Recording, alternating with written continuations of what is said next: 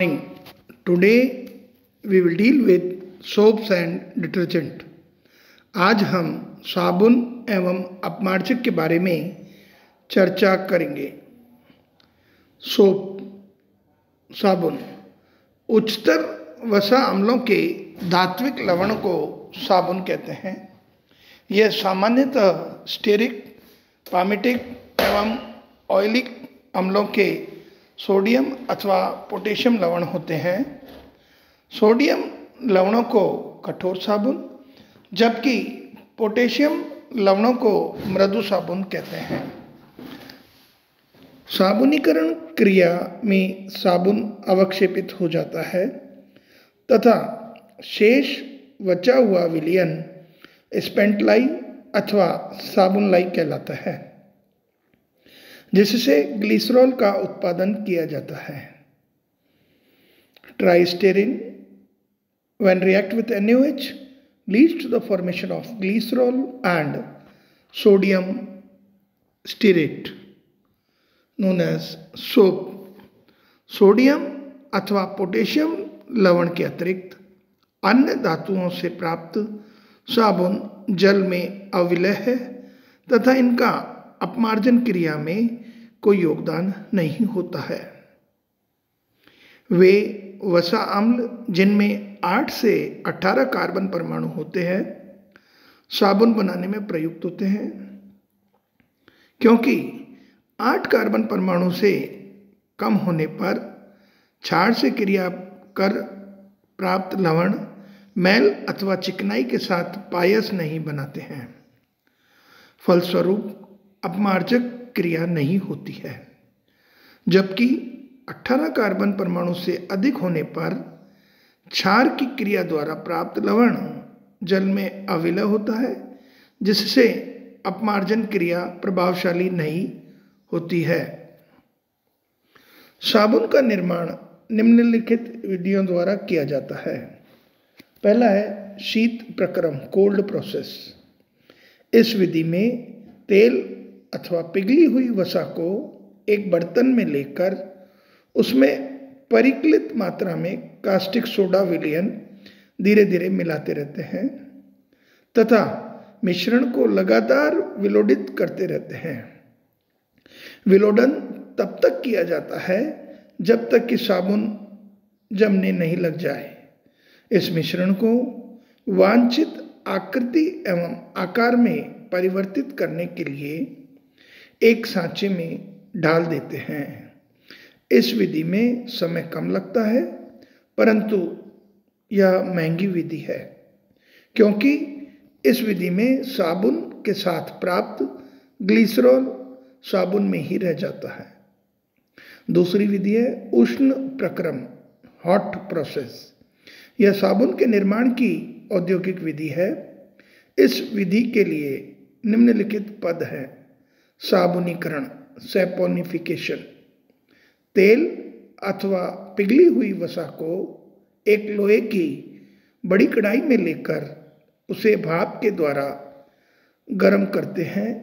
फिर इसमें sodium hydroxide की परिकलित मात्रा धीरे धीरे मिलाई जाती है। इस मिश्रण को लगातार कई घंटों तक गर्म करते हैं। साबुन तथा ग्लिसरॉल का झागदार मिश्रण प्राप्त हो जाता है। लवणन, सॉल्टिंग आउट ऑफ सोप। उपरोक्त झागदार मिश्रण में नमक मिलाते हैं। सोडियम के सम आयन प्रभाव के कारण साबुन नमक के विलयन में अवक्षेपित होकर सतह पर तैरने लगता है। इसे साबुन का लवणन कहते हैं। साबुन के अतिरिक्त शेष विलयन में ग्लिसरॉल, अप्रयुक्त क्षार, नमक का विलयन आदि होता है। इसे स्पेंटलाई कहते हैं। इससे ग्लिसरॉल प्राप्त किया जाता है। फिनिशिंग, परिष्करण। उपरोक्त विधि में अवक्षेप के रूप में ऊपरी सतह पर प्राप्त साबुन को सोडियम हाइड्रोक्साइड विलयन के साथ उबालते हैं, जिससे शेष रहे तेल अथवा वसा भी साबुनीकृत हो जाते हैं। प्राप्त स्पेंटलाई को पुनः अलग कर लेते हैं। इसके बाद साबुन को भाप के साथ गर्म करते हैं। अशुद्ध साबुन नीचे बैठ जाता है। शुद्ध साबुन जो कि ऊपरी सतह पर होता है को दूसरे पात्र में लेकर उसमें पूरक मिलाए जाते हैं। पूरक के रूप में सामान्यतः सिलिकेट, अबरक, रंगीन पदार्थ, सुगंध आदि मिलाते हैं। साबुन को सांचे में डालकर वांछित आकार प्राप्त कर लेते हैं। यह विधि अपेक्षाकृत सस्ती है और इससे ग्लिसरॉल भी प्राप्त हो जाता है। मॉडर्न प्रोसेस, आधुनिक विधि। इस विधि में तेल अथवा वसा का जल अपघटन उच्च दाब एवं 533 डिग्री केल्विन से ताप पर उत्प्रेरक की उपस्थिति में कराया जाता है। इसे इटनर प्रक्रम कहते हैं। विचेल प्रक्रम में उत्प्रेरक के रूप में तनु सल्फ्यूरिक अम्ल अथवा एरोमेटिक सल्फोनिक अम्ल लेते हैं। इन विधियों में तेल एवं वसा को तथा भाप को एक दूसरे के विपरीत दिशा में प्रवाहित करते हैं। जलीय ग्लिसरॉल को वसा अम्लों से पृथक कर लेते हैं। आधुनिक विधि में ग्लिसरॉल का निष्कर्षण अधिक मात्रा में होता है तथा साबुन निरंतर प्राप्त किया जा सकता है। चूंकि इस विधि में वसा अम्लों को आसवन द्वारा शुद्ध कर लेते हैं, अतः इस प्रक्रम में निम्न स्तर की वसा भी प्रयुक्त कर सकते हैं। साबुन के प्रकार, types of soap, hard soap. इस प्रकार के साबुन में सस्ते तेल एवं वसा की सोडियम हाइड्रोक्साइड से क्रिया कराई जाती है। इसमें साबुन के साथ मुक्त क्षार भी रहता है। इसका उपयोग कपड़े धोने में किया जाता है।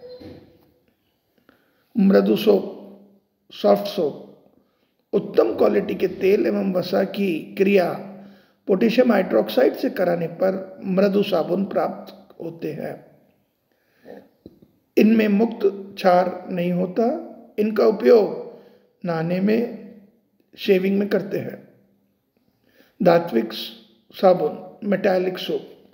सोडियम तथा पोटेशियम के अतिरिक्त अन्य धातुओं से बने साबुन को धात्विक साबुन कहते हैं। जिंक साबुन का उपयोग टॉयलेट पाउडर में, लेड साबुन का उपयोग आसंजक फीता बनाने में, कैल्शियम तथा मैग्नीशियम साबुन का उपयोग स्नेहक के रूप में किया जाता है। औषधि युक्त साबुन। इन साबुन का उपयोग प्रतिरोधी के रूप में किया जाता है। इसमें औषधीय महत्व के तत्व मिलाए जाते हैं। उदाहरणार्थ नीम साबुन, कार्बोलिक साबुन आदि। नेक्स्ट है ट्रांसपेरेंट सोप, पारदर्शक साबुन। इस प्रकार के साबुन को बनाने के लिए मृदु साबुन में इथेनॉल मिलाकर वाष्पित किया जाता है। इस साबुन में ग्लिसरीन होती है। नेक्स्ट इज मैराइन सोप, समुद्री साबुन। इसे नारियल के तेल से बनाया जाता है। यह समुद्री पानी में के साथ भी झाग देता है। उच्च वसीय अम्ल के सोडियम अथवा पोटेशियम लवणों को साबुन कहते हैं। साबुन जल में घुलनशील होते हैं तथा जल के पृष्ठ तनाव को कम कर देते हैं। चिकने धरातल के साथ मिलकर पायस बनाते हैं, परंतु साबुन कठोर जल के साथ क्रिया नहीं करता। साबुन का विलयन क्षारीय होने के कारण कपड़ों को नुकसान पहुंचाता है। लंबी हाइड्रोकार्बन श्रृंखला वाले सल्फोनिक अम्लों के ऐसे व्युत्पन्न जो साबुन की भांति किसी सतह को धूल एवं चिकनाई से मुक्त कर देते हैं, अपमार्जक कहलाते हैं। ये साबुन नहीं होते, परंतु साबुन के समान कार्य करते हैं। अतः इन्हें साबुन रहित साबुन या सोपलेस सोप कहते हैं। साबुन के समान अपमार्जक भी पायसीकृत पदार्थ मिलाने से बनाते हैं जो जल में परिक्षेपित हो जाते हैं। संश्लेषित अपमार्जक मृदु एवं कठोर जल के समान रूप से कार्य करते हैं। अपमार्जकों का उपयोग सभी प्रकार के कपड़ों के लिए किया जाता है। ये जीवाणु या कीटाणुनाशक भी होते हैं। अपमार्जकों के दो भाग होते हैं, हाइड्रोकार्बन भाग अथवा इसे हम जल विरोधी भाग, आयनिक भाग अथवा जल आकर्षी अथवा जल स्नेही भाग। अपमार्जकों का आयनिक सिरा जो कि जल में विलयशील होता है को अग्रशिरा या हेड पार्ट कहते हैं, तथा हाइड्रोकार्बन सिरा जो जल में अविलय होता है को पार्श्व सिरा या टेल पार्ट कहते हैं। उदाहरणार्थ सोडियम लॉरेल सल्फेट, इसका व्यापारिक नाम ड्रेफ्ट है। पार्श्व सिरा C12H25, अग्रसिरा SO3Na। और अग्रसिरा जल स्नेही भाग है, पार्श्व सिरा जल विरोधी भाग है। Sodium para 1,3,5,7 tetra methyl octyl benzene sulphonide, इसका व्यापारिक नाम सेंटोमर्स अथवा नेकनॉल है।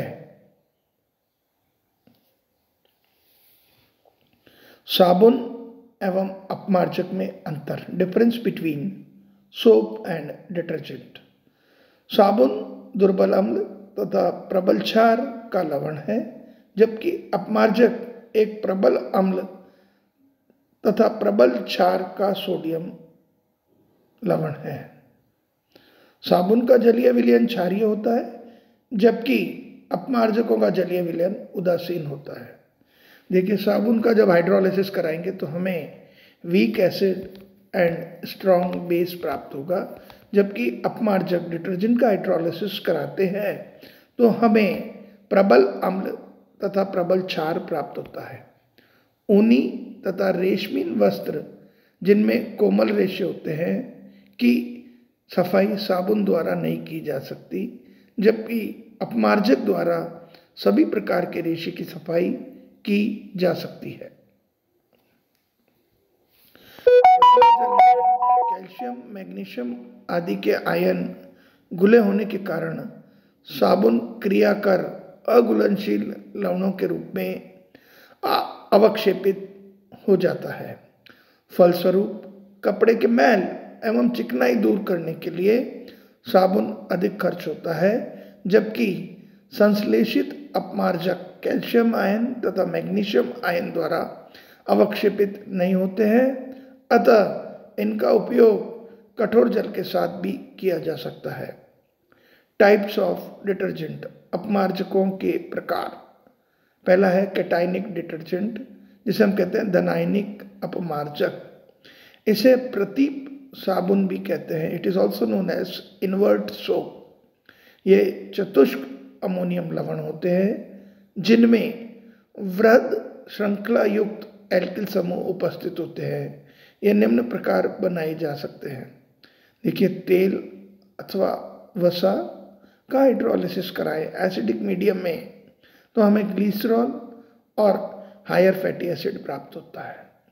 इस हायर फैटी एसिड को अमोनिया के साथ में रिएक्ट कराएंगे, अमाइड बनेगा, डिहाइड्रेशन पे साइनाइड बनेगा, हाइड्रोजनेशन से अमीन बनेगा, एल्काइल हैलाइड से क्वाटरनरी सॉल्ट बनेगा। इस अपमार्जक की अपमार्जन क्रिया ऋणायनिक अपमार्जन के समान है। ऋणायनिक अपमार्जक, अधिकांश अपमार्जक ऋणायनिक होते हैं। ये दो प्रकार के होते हैं। जैव अपघटनी अपमार्जक, बायोडिग्रेडेबल डिटर्जेंट। अपमार्जक की लंबी हाइड्रोकार्बन श्रृंखला में यदि बेंजीन वलय से अशाखित श्रृंखलाएं जुड़ी रहती है तो इसे जैव अपघटनी अपमार्जक कहते हैं। बेंजीन का एल्किलीकरण अशाखित एल्कीन तथा अशाखित लंबी श्रृंखला वाले एल्कोहल से किया जाता है। इस प्रकार के अपमार्जक सूक्ष्म जीवाणुओं द्वारा अपघटित हो जाते हैं, इसलिए इन्हें जैव अपघटनी अपमार्जक या बायोडिग्रेडेबल डिटर्जेंट्स कहते हैं। नेक्स्ट है जैव अनअपघटनी अपमार्जक, अनबायोडिग्रेडेबल डिटर्जेंट। शाखित श्रृंखला युक्त अपमार्जक जैव अनअपघटनीय होते हैं। नेक्नॉल नामक अपमार्जक जो कि सर्वाधिक प्रचलित है, बेंजीन, प्रोपीन, सगुम सल्फ्यूरिक अम्ल से निम्न प्रकार प्राप्त किया जाता है।